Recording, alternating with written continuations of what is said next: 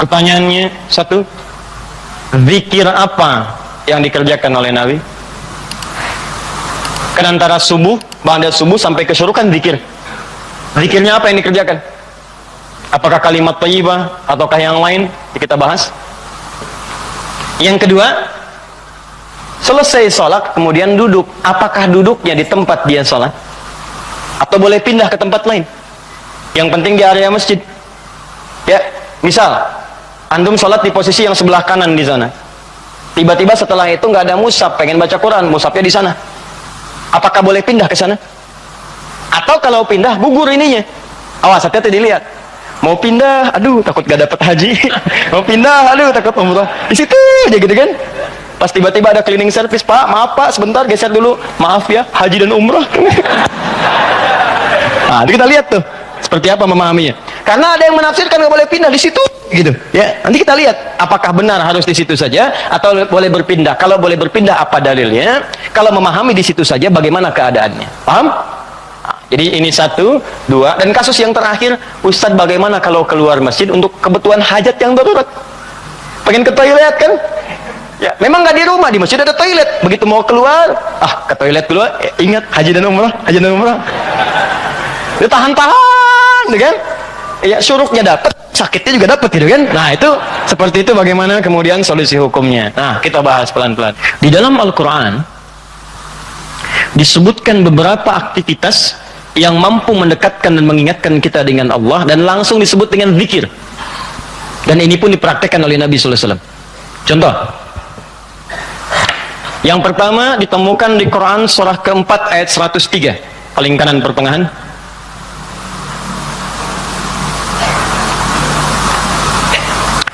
فَإِذَا قَضَيْتُمُ الصَّلَاةَ فَاذْكُرُوا اللَّهَ قِيَامًا وَقُعُودًا وَعَلَى جُنُوبِكُمْ.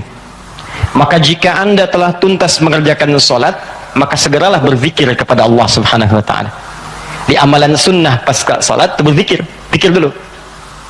Bisa anda kerjakan kalau buru-buru, ya sambil berdiri, berjalan. Jadi waktu umum ya. Misalnya ini anda sudah sholat zuhur nih, harus ke kantor, ya dikejar-kejar langsung berangkat lagi. Tapi kan anda buru-buru keluar pun kan tidak mengganggu anda untuk mengucapkan kalimat-kalimat zikir. Misalnya apa? Nabi mengamalkan pasca sholat hadis riwayat Muslim, nomor hadis 571. Hadis riwayat Muslim, nomor hadis 571. Setiap selesai salat Nabi mengatakan, perhatikan kalimatnya, astaghfirullah, astaghfirullah, astaghfirullah. Allahumma antas salam, wa minkas salam, tabarakta ya dzal jalali wal ikram. Apa anda nggak bisa sambil keluar mengucapkan astaghfirullah, astaghfirullah, astaghfirullah? Ini kata Al-Quran, sesibuk apapun anda, begitu selesai salat apa nggak bisa sambil jalan astaghfirullah, astaghfirullah, astaghfirullah? Daripada anda keluar membicarakan sesuatu yang tidak penting, bahkan nggak berkata apa-apa, jalan aja, mendingan pakai zikir kan? Astaghfirullah, astaghfirullah, astaghfirullah. Allahumma antas salam, minkas salam, tabarakta ya dzal jalali wal ikram. Hadis Muslim, nomor hadis 573. La ilaha illallah wahdahu la syarika lah, lahul mulku wa lahul hamdu wa huwa ala kulli syai'in qadir. Ya, kalau anda misalnya nggak terlampau sibuk, silahkan sambil duduk. Nah, konteks tadi setelah selesai menunaikan salat subuh, antum pengen berzikir dulu, maka jenis zikir yang pertama adalah mengucapkan kalimat-kalimat thayyibah. Kalimat thayyibah.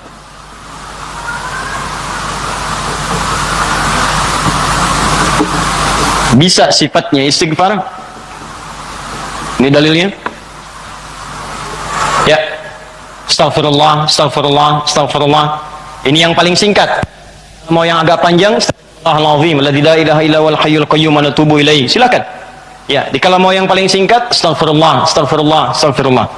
Sambungkan Allahumma antas salam, minkas salam, tabarakta ya dzal jalali wal ikram. Tambah lagi dengan kalimat-kalimat tauhid. La ilaha illallah lahu la syarika mulku wa lahul hamdu wa huwa ala kulli syai'in qadir. Kalau mau ditambahkan yang lebih lengkap ada la ilaha illallah lahu la syarika lah, lahul mulku wa lahul hamdu yuhyi wa yumiitu wa huwa ala kulli syai'in qadir. Singkatnya kalimat tauhid. Nah, ini masuk dalam kategori kalimat thayyibah. Ini dalilnya yang ini. Hadis Muslim wal hadis 573. Diboleh selesai menunaikan salat subuh, salam ke kanan dan ke kiri, antum mulai berzikir dengan kalimat thayyibah, astaghfirullahaladzim, astaghfirullahaladzim, atau kalau mau singkat astaghfirullah, astaghfirullah, astaghfirullah, kan? Baik, teman-teman, ingat baik-baik ya.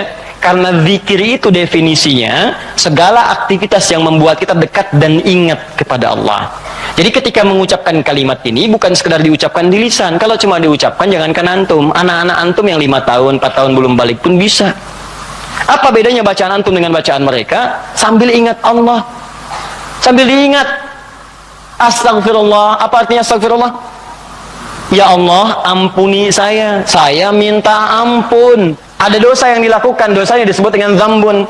Sifat Allah yang mengampuni disebut ghafir. Ghafir. Muncul surat ke-40 namanya surat ghafir. Baca ayat yang ketiga, kata ghafir disandingkan dengan zambun. Ghafiriz dzambi wa qabilit taubi. Allah punya sifat ghafir. Ghafir pemilik ghafar, ampunan. Allah mengampuni orang berbuat dosa.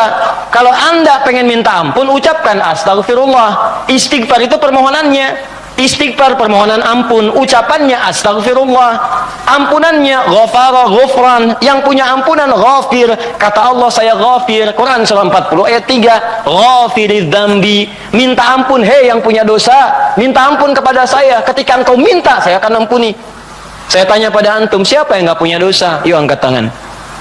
Ayo, nggak usah malu, angkat aja, saya pulang. Kalau nggak punya dosa, bersih kan? Nah, kalau Anda merasa banyak dosa, diberi peluang habis sholat, istighfar. Makanya ketika istighfar, jangan cuma diucapkan, coba rasakan, punya dosa apa sampai hari itu, dosa apa? Jadi begitu selesai subuh, ingat dosa pada orang tua, dosa pada pasangan, suami pada istri, istri pada suami, dosa pada anak-anak. Anak-anak orang lain aja yang nggak punya mobil, nggak punya motor, bisa mendidik anaknya hafal Quran, sholatnya bagus. Masa antum udah banyak fasilitas ke masjid? Enggak, jemaah enggak, bangun terlambat. Antum kurang apa lagi untuk mendidik anak dengan baik? Maka istighfari. Jangan-jangan anak itu nggak soleh bukan karena dia nggak mampu, karena antum nggak bimbing. Makanya antum akan ditanya tuh, jangan dikira mudah punya titipan anak. Jangan dikira mudah, antum akan ditanya. Kenapa ini nggak sholat? Nanti akan ada terjadi di hari kiamat. Ini sahih riwayatnya, akan terjadi di hari kiamat. Nanti ada orang tua hampir ke surga, anaknya mau ke neraka, dan dia menyatakan keberatan di hadapan Allah. Begitu menyatakan keberatan, ternyata dosanya dosa orang tua. Anak itu tuh nggak menyembah Allah dengan baik karena dosa orang tuanya. Maka tertukarlah anaknya ke surga, orang tuanya ke neraka. Hati-hati. Dan ada juga yang terbalik. Orang tua ke neraka, anaknya mau ke surga. Orang tua menyatakan keberatan kepada Allah. Dan nanti kejadiannya sangat luar biasa. Nanti lain waktu kita akan bahas. Cukuplah ada banyak keterangan dalam Al-Quran. Ada yang bapaknya Nabi, Rasul bahkan, punya anak ada yang suami, istrinya nggak taat. Ada yang istrinya solihah, suaminya enggak. Seperti Asia dengan Fir'aun. Ada yang suaminya bagus, istrinya enggak. Banyak seperti Lut dengan istrinya. Ada yang bapak, anak dengan istri nggak taat. Seperti Nuh. Itu bukan dongeng, itu kisah disampaikan supaya kita bisa hati-hati. Seakan-akan Allah mengatakan begini, cukup aja orang-orang masa lalu begini, kalian jangan begitu. Saya buka kisah seperti ini supaya keluarga kalian selamat. Makanya istighfarin. Istighfar, sambil istighfar, lumayan tuh. Begitu istighfar, dosa diampuni. Belajar nangis lah, kalau istighfar tuh belajar nangis. Gak bisa nangis, gak bisa nangis, besoknya nangis. Gak bisa nangis juga, tangisi diri Anda yang belum bisa menangis. Bismillah. Ingat, mungkin saat itu diwafatkan oleh Allah. Ingat, bagaimana kalau saat itu wafat, anak Anda belum baik, istri Anda belum baik, dan Anda akan dihisab dalam keadaan sesuatu yang belum sempurna dalam kehidupan. Ya. Kemudian juga zikir bisa jadi juga bacaan Al-Quran. Baca Al-Quran termasuk kategori zikir. Dalilnya Quran surah ke-15 ayat 9. Al-Quran disebut oleh Allah dengan zikir. Inna nahnu nazzalna dzikra wa inna lahu lahafizun. Sungguh kami turunkan Al-Quran sebagai zikir, kata Allah. Hal yang mampu mendekatkan seseorang dengan Allah. Makanya kalau antum sedang baca Al-Quran, bukankah perasaan Anda merasa lebih dekat dengan Allah? Ya, kalau nggak percaya silahkan. Lebih dekat gitu. Nah, kalau sudah semakin dekat hubungannya dengan Allah, jangankan baca, dibacain aja punya getaran dalam jiwanya. Ya, buka Quran surah ke-8 misalnya, ya, Al-Anfal ayat kedua. Kata Allah, innamal mu'minuna alladzina idza dzukirallah, zikir. Idza dzukirallahu wajilat qulubuhum. Orang-orang yang imannya bagus itu baru dengar nama Allah disebut getaran dalam jiwanya. Makanya kalau pengen ngecek iman, sedang dekat tidak dengan Allah, gampang. Setiap hari Allah perdengarkan namanya 5 kali dalam sehari. Ketika namanya disebutkan itu, antum ada nggak getaran dalam jiwanya?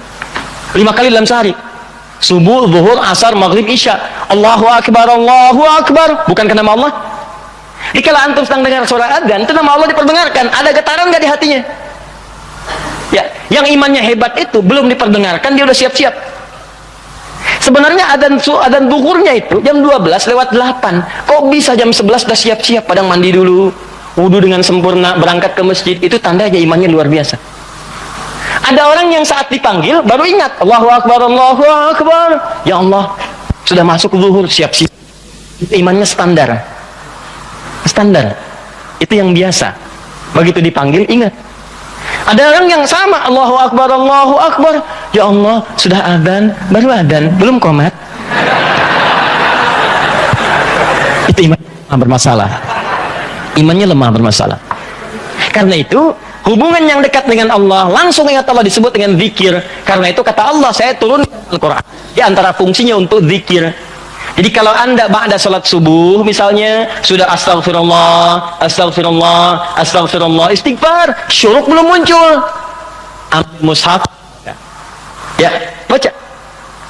Saya pengennya istighfar aja Ustaz, astagfirullah, syuruknya belum tiba juga, astagfirullah, belum syuruk juga, ada astagfirullah, ya. Iya. Ambil mushaf baca, pahala lebih banyak. Setiap hurufnya 10 kebaikan. Ya, 10 kebaikan. Ramadan nanti tambah jadi 100. Setiap hurufnya 100. Makanya saya sarankan dari sekarang bikin kurikulum. Nanti bulan depan saat masuk Sya'ban, saya akan terangkan kurikulum Nabi saat di bulan Ramadan. Nanti yang bisa dikerjakan saat Ramadan apa saja. Kelemahan orang Islam sekarang begitu masuk Ramadan, dia tidak punya rencana kegiatan Ramadan. Akhirnya ketika masuk Ramadan, itu asal saja yang mau baca-baca. Ya tidak, mau taraweh-taraweh, mau enggak-enggak. Awal-awal Ramadan semangat semua, penuh. Lihat pertengahan kemajuan, maju usapnya, maju, hilang. Teruskan. 3. Kalau Ustadz saya tuh misalnya mushaf nggak ada, boleh nggak saya misalnya dari hafalan? Boleh. Karena menghafal Quran itu bagian dari zikir. Bahkan keutamaan menghafal Quran itu 4 kali lebih mulia, lebih utama dibandingkan sekadar baca. Itu ditemukan di Quran surah ke-54. Quran surah ke-54 4 kali, ayat 17, ayat 22, ayat 32 dan ayat ke-40. 17, 22, 32 dan 40. Yang ini menghafal atau mengulang hafalan. Misal Nabi begitu selesai salat sudah berzikir kalimat thayyibah, maka beliau biasa membaca teman-teman itu 4 surah utama. Pertama yang surah kedua Al-Baqarah ayat 255 dikenal dengan ayat kursi. Allahu la ilaha illa huwal hayyul qayyum la ta'khudhuhu sinatun wa la naum. Seterusnya sampai selesai. Setelah itu membaca Al-Ikhlas, Qul huwallahu ahad. Setelah itu membaca Al-Falaq, Qul a'udzu birabbil falaq. Setelah itu membaca An-Nas, Qul a'udzu birabbin nas. Kalau anda ingin memilih seperti bacaan Nabi boleh. 4 ini dibaca. Ayat kursi, Al-Ikhlas, Al-Falaq, An-Nas. Kalau anda ingin mengulang-ulang hafalan anda juz amma misalnya boleh. Baca misalnya amma yatasaalun an-naba. Atau saya mulai dari ad-duha boleh. Wad-duha wal laili idza saja, terus baca sambil menunggu syuruk, sambil mengulang-ulang hafalan. Sah. Zikir. Teruskan, ada juga bentuknya doa. Doa bagian dari zikir. Doa.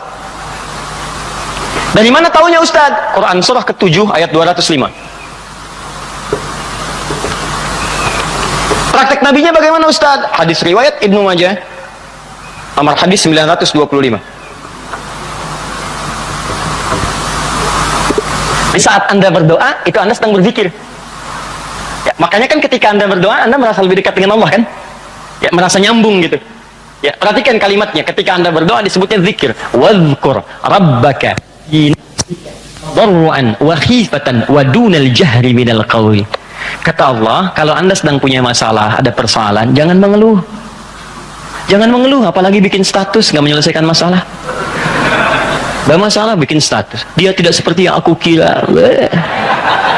Selesai juga enggak. Terus nungguin komentar, itu paling kasihan tuh, nungguin gitu. Aduh, kasihan belum ada yang komen. Ya, udah 2 jam baru muncul. Kenapa Jeng? Gitu kan? Baru dijawab. Iya, gelisah hati ini. Muncul lagi komen yang lain. Duh, nggak nyangka ya, nyangka. Capek, nggak selesai. Masalah selesai tidak, cuma nambah masalah aja. Kata Allah, kalau punya masalah, tenangkan hati, berdoa, sebut nama Allah. Itu lebih memberikan ketenangan. Zikir itu selain mendekatkan kita pada Allah, zikir itu membuat hati lebih tenang. Tenang. Makanya ketika Allah menyebutkan fungsi zikir di Quran surat 13 ayat ke-28, Allah sampaikan begini, ala bidzikrillahi tatma'innul qulub. Kamu mesti yakin, kata Allah, dengan berzikir kepada Allah hati kamu akan tenang. Makanya kalau sedang punya persoalan, bawa ke zikir. Ambil wudhu, baca Quran. Begitu antum baca Quran, walaupun solusi belum tiba, hati lebih tenang. Dan lebih objektif. Kalau orang tenang itu dapetin solusinya gampang gitu, tenang. Solusi mudah dicari. Tapi kalau antum gelisah walaupun ada solusi, nggak akan sempurna nanti masalah diselesaikan. Paham ya? Di doa itu bagian dari zikir. Di antara doa yang dibacakan oleh Nabi itu setiap selesai sholat itu ada kalimat singkat tapi padat. Allahumma inni atau inna. Kalau inni untuk sendiri, kalau inna untuk banyak. Allahumma inni as'aluka ilman nafi'a wa rizqan thayyiba wa amalan mutaqabbala. Ya Allah, hamba mohon kepadamu, anugerahkan hamba pengetahuan yang bermanfaat. Pengetahuan yang bermanfaat itu pengetahuan yang bisa meningkatkan wawasan dan menguatkan iman. Itu rumusnya di Quran surah 58 ayat ke-11. Jadi kalau teman-teman ngaji dengan siapapun, ustadz manapun, di tempat manapun, ukurannya dua. Wawasannya bertambah enggak? Awas hati-hati, kalau ngaji tapi wawasan nggak bertambah, itu ada sesuatu yang salah di pengajian nih. Ngaji cuman ketawa aja gitu kan? Ya, tapi nggak jelas dapatnya apa.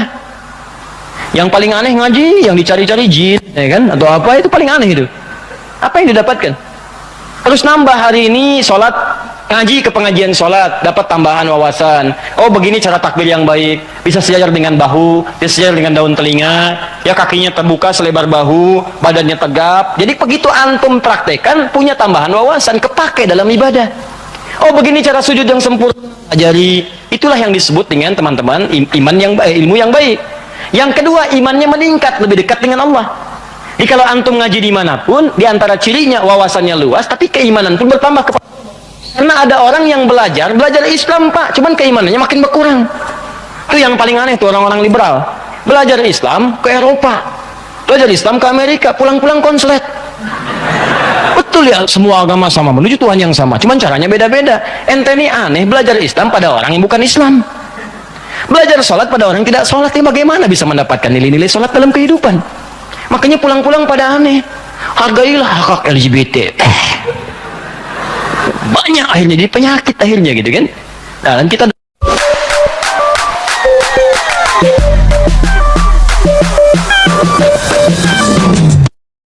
kita doakan dengan baik, arahkan pada yang baik. Jadi kalau ada yang kurang-kurang tuh kita doakan.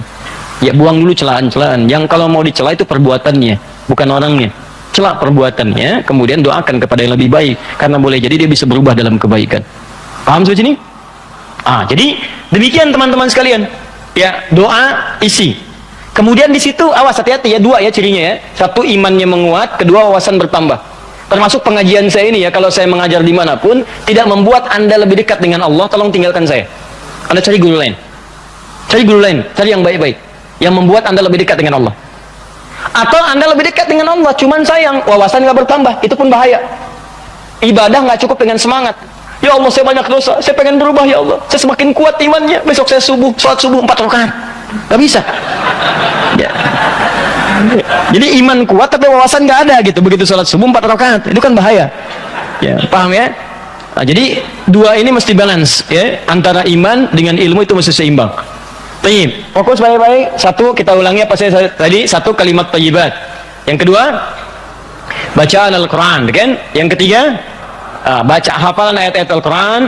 Yang keempat, doa. Yang kelima, menyebutkan nama-nama Allah atau Al-Asma'ul Husna. Boleh, itu zikir. Ustadz, apa dalilnya? Dalilnya Quran surah kedua ayat 152 ditafsirkan dengan Quran surah ke-17 ayat 110.